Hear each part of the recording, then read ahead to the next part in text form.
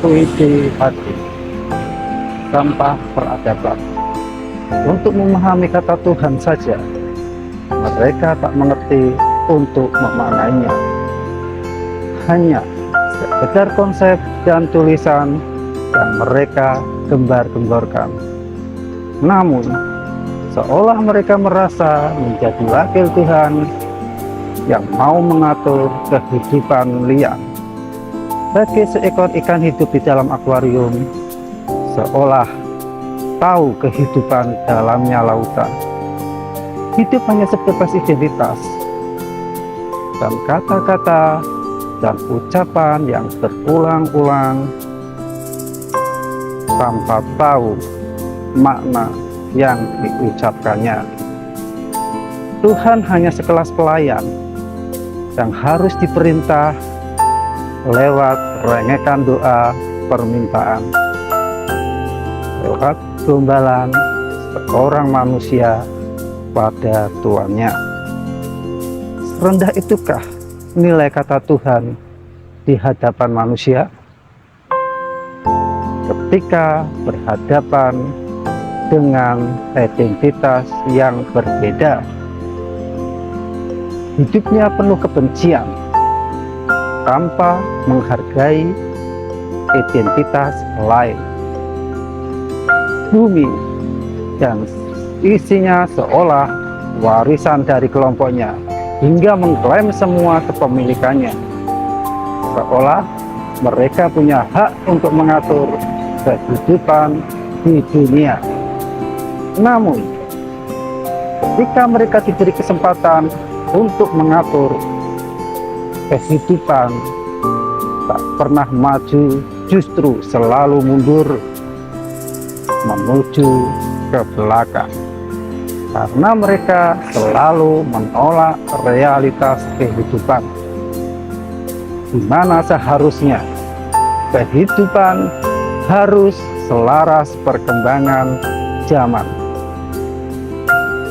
Di saat orang lain berlomba dalam sains dan teknologi, mereka selalu terjebak dalam romantisme masa lalu.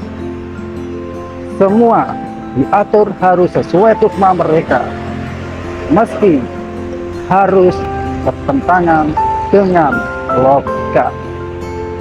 Sehingga kata maju tak pernah mereka cipta. Mereka hanya menjadi sampah peradaban, menjadi limbah kemajuan zaman. Yang mereka kejar hanyalah masa depan berupa ilusi, dan sampai sekarang belum pernah terbukti.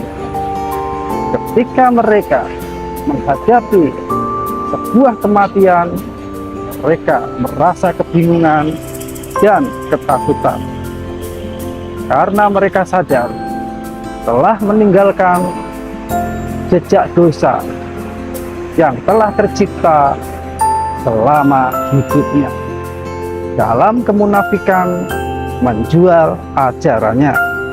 Sementara kehidupan setelah mati hanya mereka yakini dari katanya, tanpa memahami dan menyelami kehidupan sesungguhnya setelah mati.